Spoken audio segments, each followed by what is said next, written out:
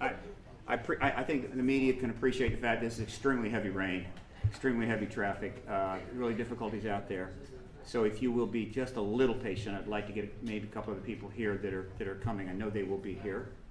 And I will fill the time by giving you just a little background info, if you don't mind.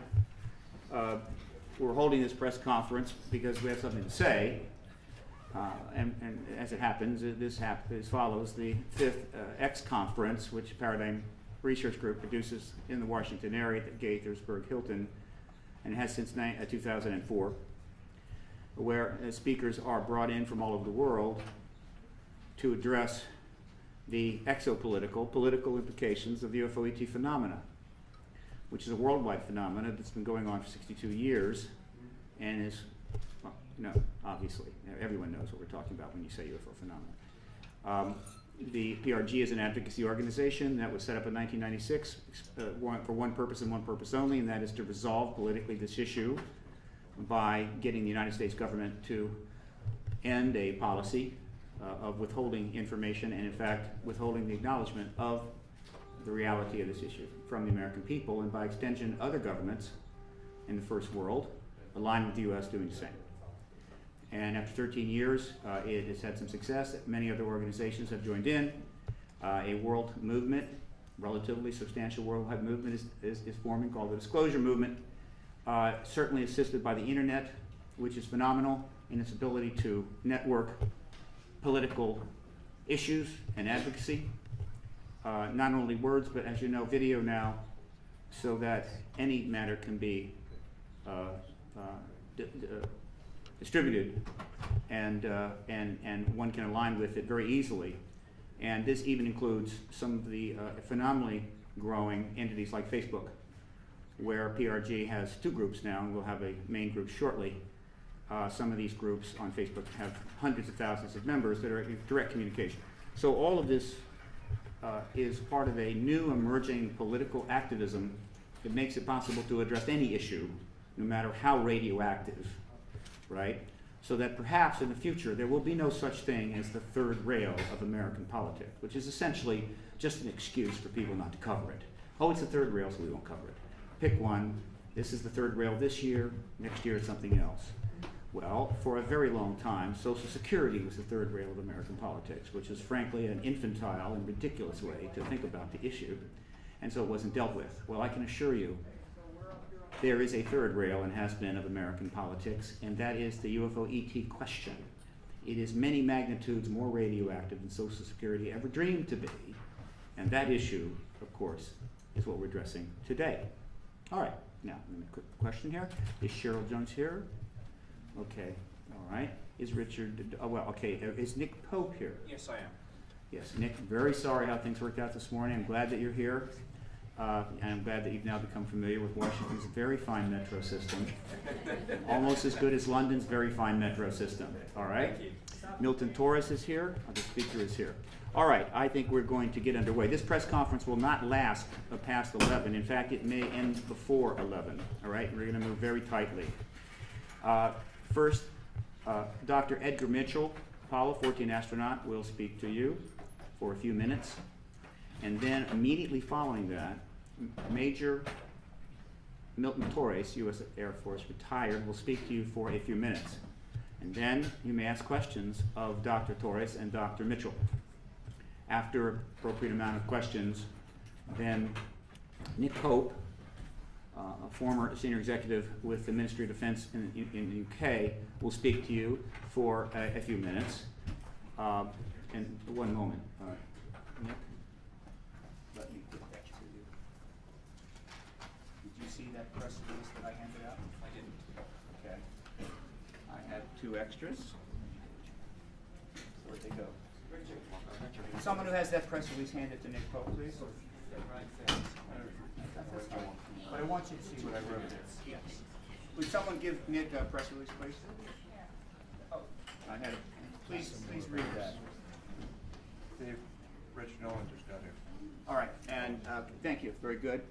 After Nick has taken some questions, then Richard Dolan will speak briefly about announcement about his second book, very important book, following up his first very important book. And then Alfred Weber will speak briefly regarding a UN initiative that is making headway, all right, and take a few questions.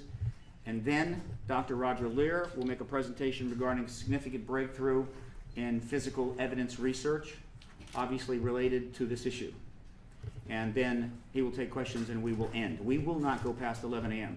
Now, the other thing I would like to mention is that all of the speakers, including Dr. Mitchell, Dr. Torres, Nick Pope, and the others, are definitely available for further interviews after the press conference is over. We'll be happy to talk with anybody at that time. So with that, I'm going to move on. 1 second. This is the same as this, right? Yes. Same thing, just have extra copies. That press release. Okay.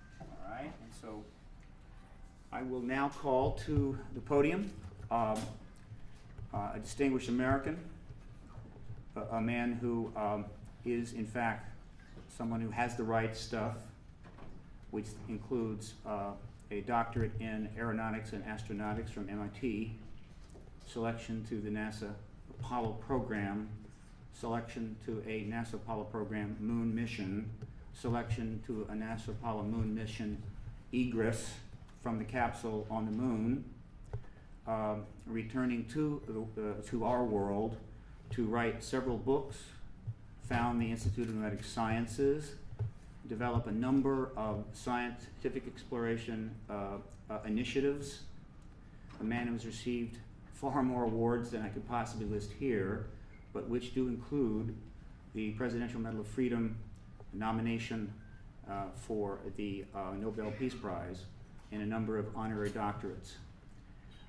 And he has some things to say to you this morning, and I would like him to come forward now. Dr. Mitchell.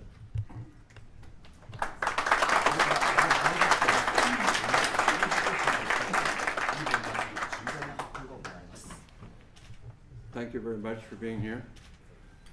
My story with regard to the disclosure process is very simple. I grew up in Roswell, New Mexico, the site of the first UFO crash, the alleged UFO crash. And my story is as a result of growing up there. I was a senior in high school, just going into my senior year in 1947, when on one day the Roswell Record announced that an alien craft had crashed, and the next day changed that story and said no, the Air Force said that was a weather balloon. And since I was on my way to college and more interested to know things, I didn't pay much attention to it at that point in time. However, my family was in the agribusiness. My grandfather was a cattle buyer and sold registered Hereford bulls to the ranchers in the area, knew everybody in the area, and the Pecos Valley and beyond, sold cattle into Arizona, western Texas, and was affectionately known as Bull Mitchell in those parts. And so it was not unsurprising to me later on that the lore of the area, of our friends and the people in Roswell, including the sheriff's department, and a military friend of ours, a major, who was also turned out to be a friend of Jesse Marcel, who was the first Air Force officer on the site of the crash. And this Air Force officer was in administration. He was not really involved, but he eventually told me his story, and that's how I became involved.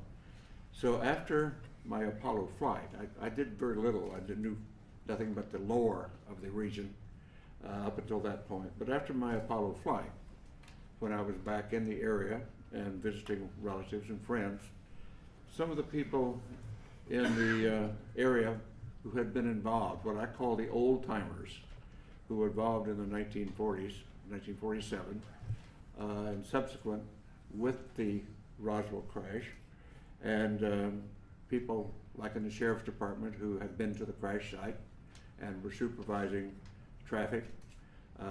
My friend and friend of our family, the major, who was an office mate of in the administrative function at Walker Air Force Base, These folks, because they had been shushed and told not to talk about their experience by military authority in those days, and on dire consequence if they did, felt that here in the 70s, many years later, that they didn't want to go to the grave with their story. They wanted to tell somebody reliable. And being a local boy and having been to the moon, they considered me reliable enough to whisper in my ear their particular story and their association with the Roswell crash, including the family of the undertaker who provided coffins for the alleged alien victims, and others on site who had been involved or knew the story. And of course, eventually I ran into Jesse Marcel Jr., the son of the Jesse Marcel, who was the first military officer on the site, and knew his story, and I knew his story well, and we became friends in later years in this disclosure movement. And at some point, about 10 years ago, and I can't remember what date it was right now, when the disclosure movement was going strongly, I came here to Washington with a Navy commander by the name of Will Miller and Dr. Stephen Greer, and we were able to get an appointment at the Pentagon to talk about what we knew, or what we allegedly knew, what we thought we knew, and went and told our story. And the powers that be at the Intelligence Committee of the Joint Chiefs of Staff listened to our story and said, the Admiral said, well, I don't know that story. I don't know that that's true, but I will find out. So we departed, went on our way, and subsequently learned through Dr. Greer and through Will Miller, and that those stories had been confirmed, and that the Admiral had been denied access when he tried to get into the inner workings of that process. And we had confirmation of that, although that Admiral now denies the fact that this is the fact. So my story is essentially that. I do have no firsthand experience with the ET effort, except the fact that I know all of these research people that you'll hear from today, and some who are not here today, who have spent a long amount of their lives and time doing research into the alien visitation, UFO crashes, and so forth. And I urge that those who are doubtful read the books, read the lore, and start to understand what has really been going on, because there is no doubt we are being visited. And as a person who is a part of the first generation of being a spacefarer of our civilization and having gone to the moon, and realizing that I do, and many of us do now, that have seen the Hubble pictures from space, the universe that we live in is much more wondrous, exciting, complex, and far-reaching than we were ever able to know up to this point in time. And the fact we have wondered, were we alone in the universe forever? Only in our period do we really have evidence, no, we're not alone. We are just one planet with intelligent life on it, and probably it is time, now that we are spacefarers on our planet, that we get active, because we're really universal beings.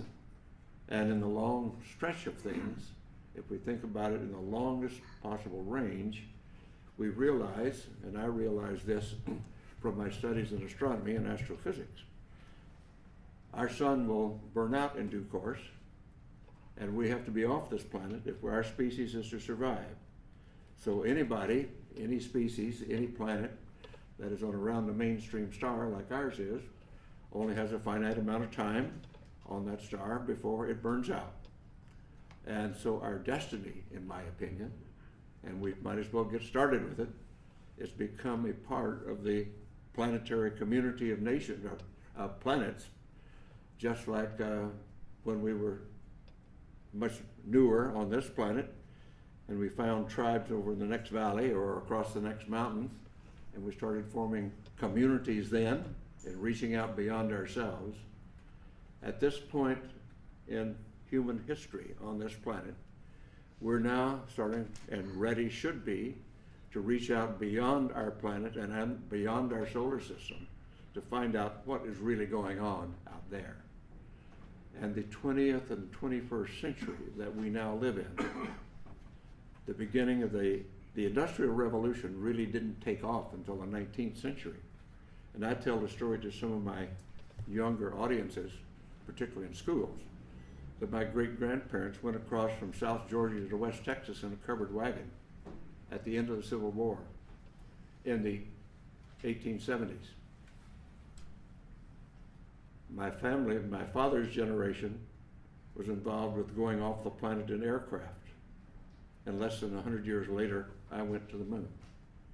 So from covered wagons to going to the moon in less than 100 years is a history of the development of our civilization in not our lifetime, but a couple of generations. And so it's time to start thinking in those terms. And particularly since now, in the 20th and 21st century, we suddenly find that due to our expertise and our genius in science and technology, we have exploded our population from under 2 billion at the beginning of the 20th century to over 6.5 billion at this point. And our consumption patterns are clearly indicating that we are utilizing our non-renewable resources at an unacceptable rate, a non-sustainable rate. So we've got a lot of thinking to do about what being an advanced civilization really means. But let's put all that aside for a moment, because we're here to talk about disclosure.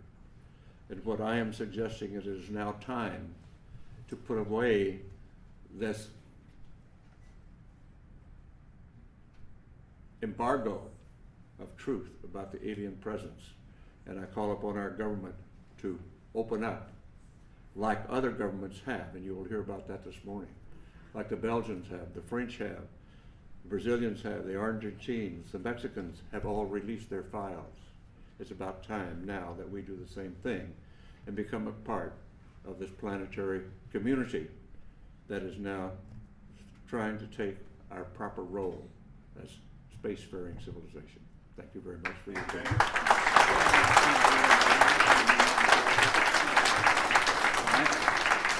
All right. I would now like to bring forward, make a few comments.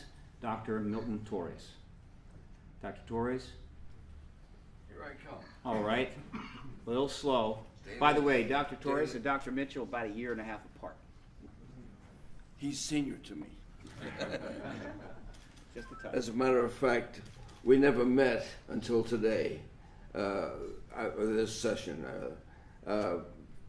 When he launched, I was there. I was chief of range control at the time at Cape Kennedy. It's amazing how you work your way up. And he went to the moon. I just sat there and watched him. I'm going to make a real brief one on my biology, on my biograph, or whatever you want to call it. My father was born in Key West in 1888. He went north to New York to make his fortune, whatever it was. Well, he was getting kind of old, and he decided, well, I want to go back home to Florida. So he took me back in 1950 to Florida, and there I stayed until the Korean War. When the Korean War broke out, I said, geez, I want to fly. I don't want to go into the Army. I don't like laying in mud. So, so I went to the Air Force and said, sign me up, and they did. I didn't know that I was the luckiest guy in the world. When I was in the Air Force, they said, would you like to be a pilot? Boy, the greatest thing. I had no college, I had nothing. And I volunteered, and lo and behold, I was in the top of my class, not the very top, but right number 10 or something like that.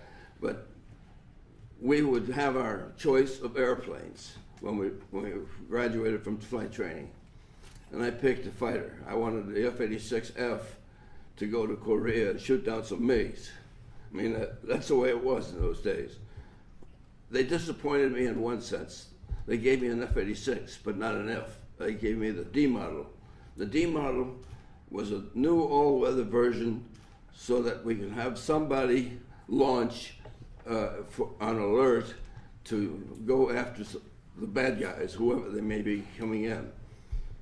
They equipped us with nice radar sets so we could tell everything from on an intercept.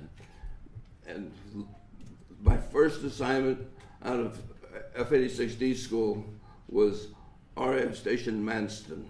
Don't forget it, it's the oldest base in England, in the RAF. I carry it right here. Bottom line, we finally became combat ready. We went down to Tripoli, Wheelers Air Force Base, fired rocketry, so we got pretty damn good at shooting down whatever it is that's going to come and get us. So they sent us back to England, and we became combat ready, which meant we were going to share with the RAF the defense of Britain during the Cold War years. The reason they sent the F-86 over there is because none of you have had to fly weather like they have in England, but they have it from the ground up at infinity, and it's a solid. It's what they call a piece of fog. I had a Buick at the time, and I couldn't see my hood ornament most of the time because it was just that bad. Anyway, they selected us to sit alert, and we sat alert. We were sitting on the end of the runway, and mind you, the runway at Manson was a recovery base for all the bombers in World War II. When they got shot up, they brought them, and Manson was the very first place they see in England because it's just north of Dover on the Thames estuary, and it's just a huge runway, which is 750 feet wide. You don't find those anymore.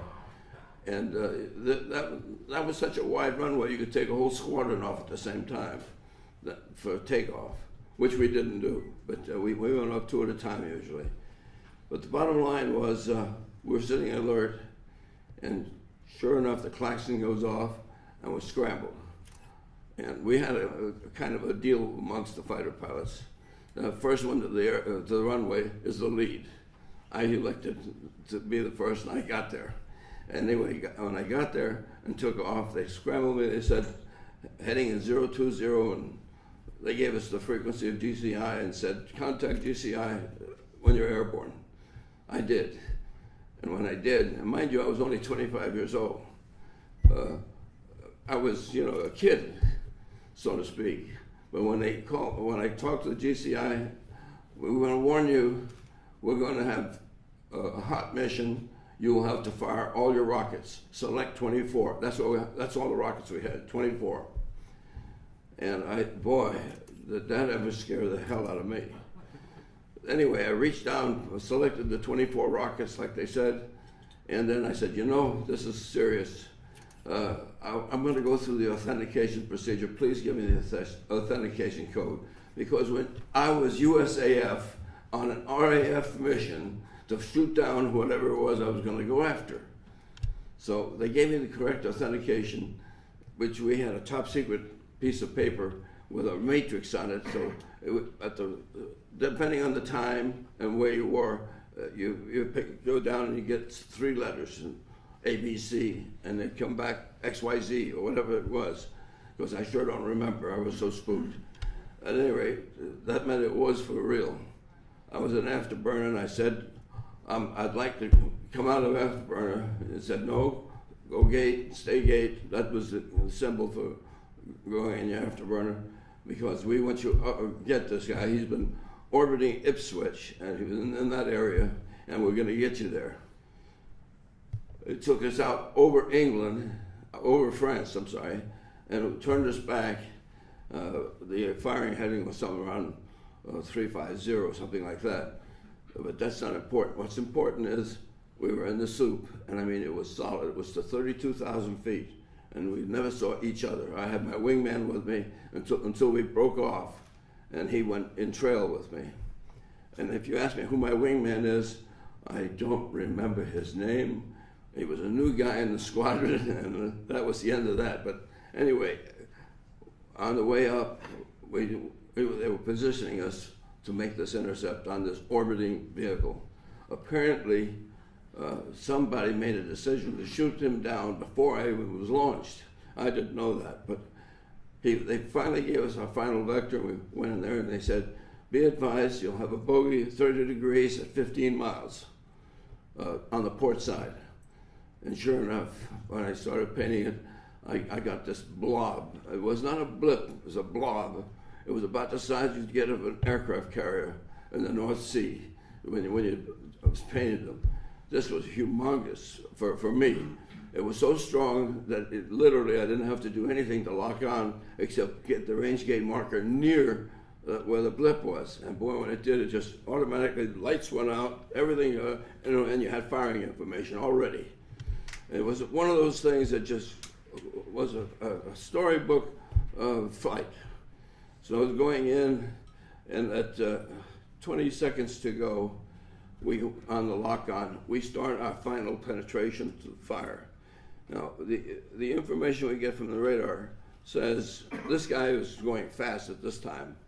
And he was going about maybe 100 knots faster than I was, and I was at Mach 0.92, which was all the F-86D could do. It's not like the modern jets. But anyway, as I was going in, and I had a strong, good steering information, I was expecting what we call the last phase, the phase 3, where you get a line, all the circles disappear, and all you have to do is take a little dot and put it on that line and keep your finger on the trigger.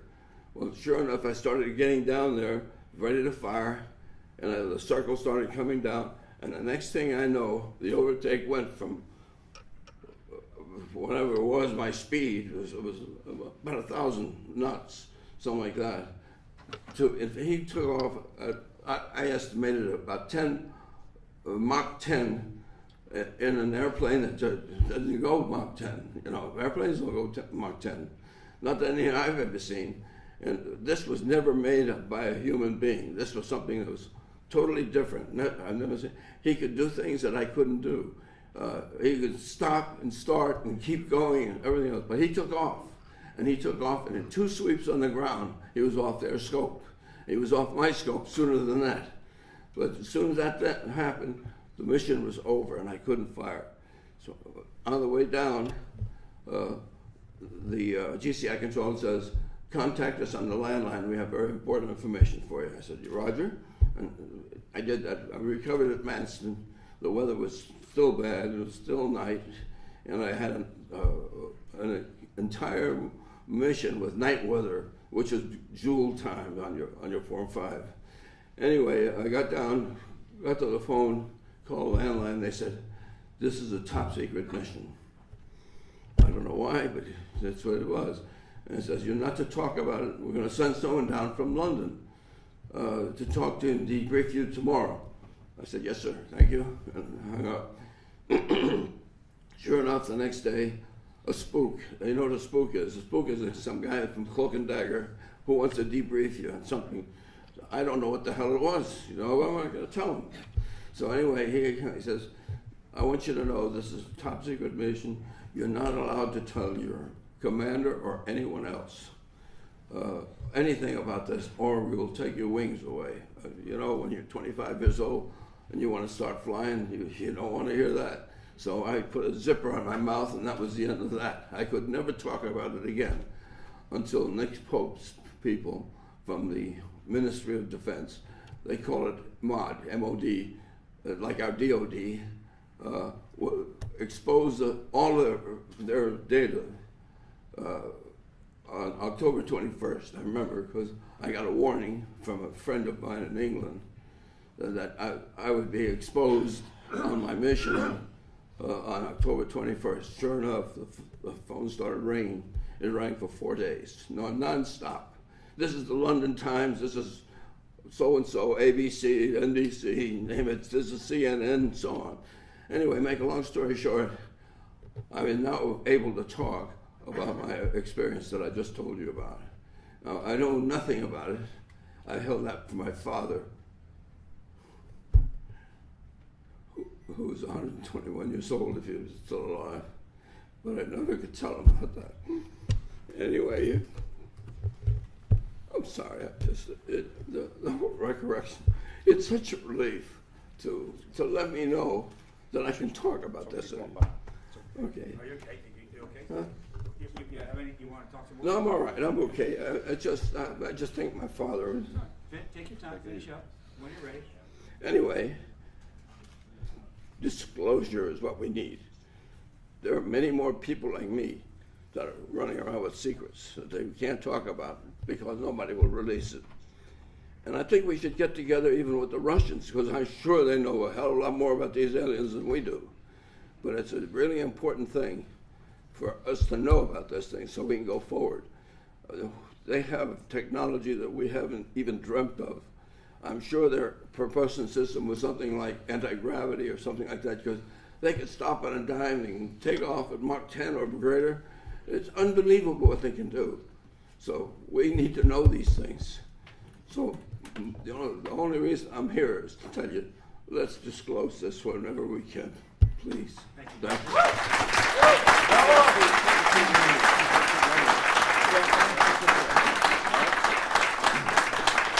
All right, very good. Now, at this time, obviously we have a lot of the public here today, and they're very enthusiastic about the issue. We also have some very objective, impartial, and biased press here as well. All right, now, would any of the media like to ask either of these gentlemen a question at this point? Any of the reporters? Alan? Can you tell us, Dr. Mitchell, exactly what the locals of Roswell told you, if you could remember specifically? On the mic. Yeah. The essence was that the Roswell event was an alien craft, that it was not of this planet. That's the essence. What they really told me was their particular, each one of them had some particular part of it, like a sheriff's deputy was controlling traffic but heard from what the other people what was going on. The family of the undertaker told about the small coffins that were created for the alien bodies. And my Air Force family friend said yes, he had heard the same thing from Major Brazel. Each one of them just told what their portion of the activity was all about. So putting it all together, the sum total was, yes, it was an alien spacecraft. Okay. Another question from the media at this time? You happy right now? Obviously, these gentlemen will be available for further questions afterwards, which I know is customarily what happens. Just another question about Sure. fellow astronauts talking to you about seeing space, UFOs in space. No, I have talked to all of the astronauts up through the Apollo program, and the only ones that have had UFO experience were in their Air Force careers, where, like this fine gentleman, were vectored to chase a UFO, never quite made it, couldn't quite get them in their sights or whatever. And that was Deke Slayton, and Gordon Cooper had his experience that's been well recited about seeing one land at Edwards Air Force Base, seeing the pictures of it. Suddenly the pictures disappeared into the vaults of Washington and never returned. But the military people that had UFO experience were in their Air Force careers before the astronaut program. And of course, being a military and a Navy pilot myself, the stories among airline pilots and other pilots is they're just all over the places. And we're all told, shut up about it. I never chased one myself, but all my friends that did, where it was all the same thing, don't talk about it. Let me point out that I lied to you earlier when I said we would end no later than 11 a.m. We will go past that because we did get started late and there's so many people here. Sue me. All right, now, I want to make a point. Both of the gentlemen, I think the news here today is, because this gentleman was interviewed back in October, that's not news, so but the news today is both of these gentlemen are calling on the, obviously since you want this done now, they're calling on the current administration to do this, the Obama administration, to exercise the disclosure event, to bring the information out, and perhaps confirm the extraterrestrial presence. But they're not alone in that. If you do a cursory check on the internet, you can easily find that the former head of the transition team for the current president, the former chief of staff to President Clinton, the former advisor to President Clinton, John Podesta, and now the founder and the CEO of the Center for American Progress, has in this room, 2003, and in Lissagore room, 2002, called for exactly the same thing, the release of all UFO documents by the United States government. Pretty high-level person said that. But there just wasn't enough press follow-up on that. They didn't really query him. They did not go deeper. Perhaps they will now. Then in 2004, a very fine gentleman who is currently the governor of New Mexico, who ran for president, was a high-level and possible vice presidential pick, Bill Richardson, wrote in a foreword to a book published that year in the summer that the Roswell explanation put forward by the government didn't add up, that it didn't make sense, and that we needed to know what happened. And he called for the release of all the records on Roswell. Pretty high-level person. The press did not follow up. There was a question asked of him by Chris Matthews after the Philadelphia debate and the Democratic debates last year, and that was that. Well, we're back, and there will be others who will ask again, will you release these records? Will you release all documents? Will, in fact, you get to the truth of this? All right, so if you would, Milton, Dr. Mitchell, if you'll take your seats, we will move to the next person. Thank you, Doctor. Fantastic. No problem. Wonderful job. All right, the next person to come up will be Nick Pope, who for many years worked for the Ministry of Defense in the United Kingdom. He was a senior executive officer, and for 2 years was specifically assigned to investigate UFOs for the Ministry of Defense. I'm not sure that really anybody has had that role here, and certainly the United States government has done nothing in that since 1968 when they said there was nothing to check anymore. Obviously he's done this quite more recently, so apparently the UK government seems to be a little more diligent about this. And the reason he is here is because the UK government made a decision right after the French government started releasing all of their files to the internet to start releasing the UK files. And they've done it in a time release fashion, so they're releasing thousands of files, and then they'll wait 6 months and thousands more, and then each time they do that, it generates a whole news cycle again as various reports come out alluding to events that happened in the news articles about these events all over the UK, generating hundreds and hundreds of articles. This has generated a lot of press in the UK, a lot of activity, there's a lot going on, and this gentleman has been in the middle of it all. And so we want him to brief you about that. And so Nick, will you come to the mic, please?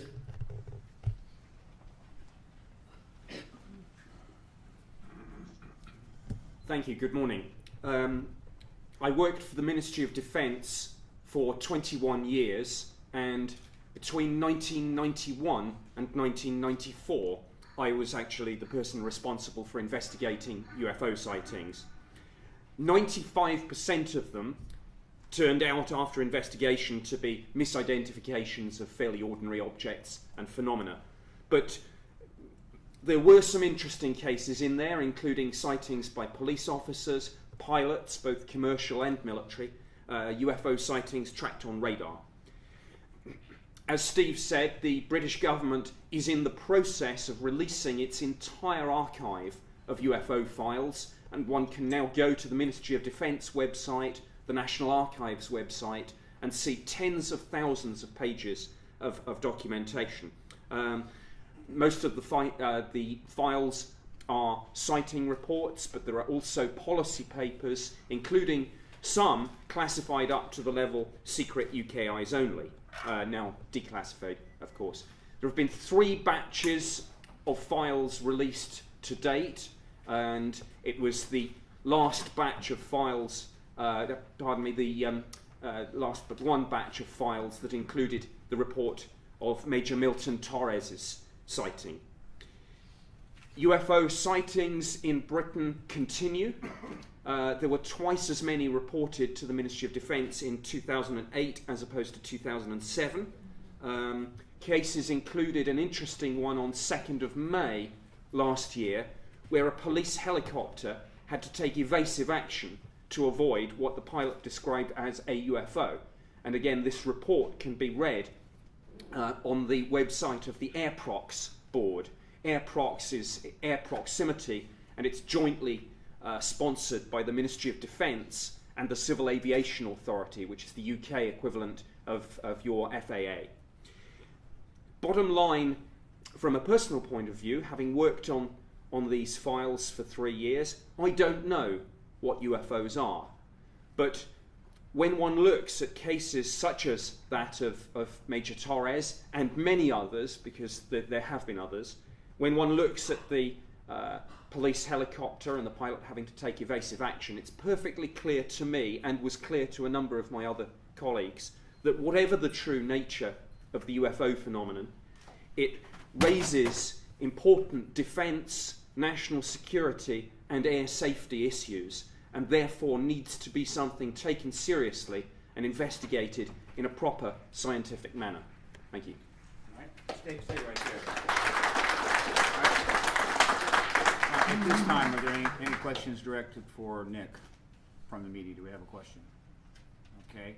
He will be available afterwards. I do have a question myself. Nick? Oh, yes, right there. Nick, has there been any attempt by the British government to do any technological back engineering, such as what we suppose is happening here in Area 51 type? I'm not aware of that, but one possible example, we had a very convincing photograph sent to us, which was actually on my office wall for a number of years. And I remember going to discuss that with my opposite number in the Defence Intelligence staff. And whilst there was nothing to work with except the image, obviously by showing that image to the technical specialists at MOD who were responsible for photographic interpretation, there was a hope that we would at least be able to find out something about the aerodynamics and possibly the propulsion system of whatever this thing was, and we didn't know. I have a question. Nick, were there other indications in those files of other incidents where pilots were asked to shoot at UFOs besides Milton Torres?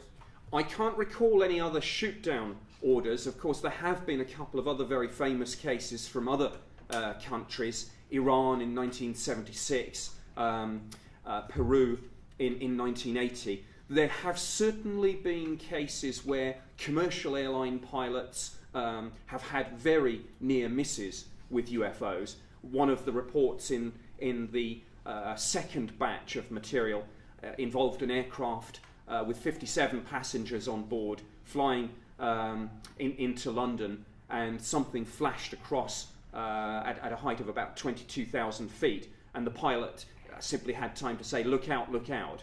So there are a number of near misses involving military aircraft and commercial pilots. I'm not aware of any other shoot-down orders in the UK, but there may well have been. There may have been some files that I missed during my tour of duty. Okay, another question? Yes? Yes, Mr. Pope, what is your current status with MOD, and are you acting on their official behalf in being here? No, I left the Ministry of Defence. I resigned in 2006, so I'm speaking entirely in a personal capacity. That said, of course, I'm drawing on declassified material from the MOD's archives. Quick follow-up then, do you have a current counterpart at MOD who's at the desk where you were, and will they confirm and discuss more what you're saying about the process of declassification?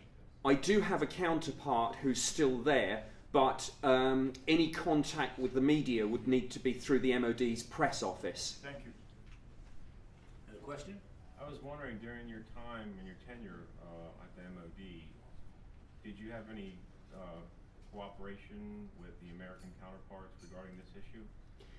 No, we didn't. One of the first things that I did was try to establish lines of communication with an opposite number in the US, but I was told after inquiries through the embassy that there was no official UFO project in the US following the closure of Project Blue Book. We did have one or two indications that, notwithstanding the fact that there wasn't a formally constituted project, that people were at some level paying attention to this issue, but that may have been on a case-by-case basis. But of course I would find it personally very surprising, particularly 9/11, if somebody somewhere in the US administration wasn't looking at the more interesting cases that I know you do have involving pilot sightings, radar returns, etc. Question? From what you said, is it possible that there still are some classified reports that you may not have access to that would describe crashed vehicles in the UK? I think that my combination of security clearance and need to know during that time would have given me access had there been such a thing. And I think even if in my dealings with the defence intelligence staff, if there had been something like that, I'd like to think that I would have got some hint. But I got absolutely no hint. Of course, I can't prove a negative, but as far as I'm concerned, my colleagues and I in the British government were not aware of the nature of the UFO phenomenon. We found it interesting, but the bottom line was we didn't know what it was. I'm trying to figure out what the classified reports may contain. Well, classified, some of the more highly classified documents on UFOs, of course, relate not to extraterrestrial spacecraft, but to, for example, information about the capability of military radar systems, information that would, if released, show methods and sources of gathering intelligence. Anything about the Brentwaters case that has been released? The Bentwaters case from December 1980, yes, I mean that's Britain's most compelling UFO incident. The case file on that was the subject of a targeted FOI release actually back in 2001. So the release of that file, which is in the public domain, actually predates the policy decision to open the archive in the wider sense. Okay. All right. So I think Nick will, of course, be available after for additional questions. Thank you very much, Nick. Thank you. All right. No, you can go back.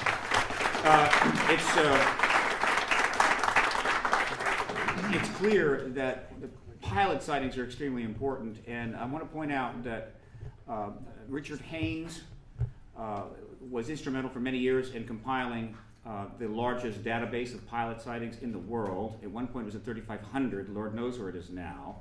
He worked for NASA for many years. I believe he's retired. I believe that database is now in the hands of NICAR. It's a group that deals with the issue of this phenomena and aerial safety. Very professional operation. How many they have now, I do not know, but I know that because Dr. Haynes was doing that, many pilots who could not speak anywhere else would come and give them the report, and they might very well be anonymous in that, but they had a place to go and talk. I don't think that Dr. Torres knew that. And so that database is probably, and I feel, very likely the single most profound collection of data confirming the presence of extraterrestrials, because these reports simply do not describe human-based craft in the collective.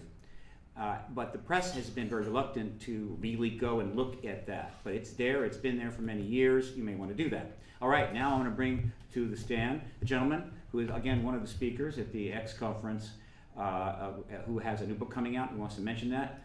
Richard Dolan.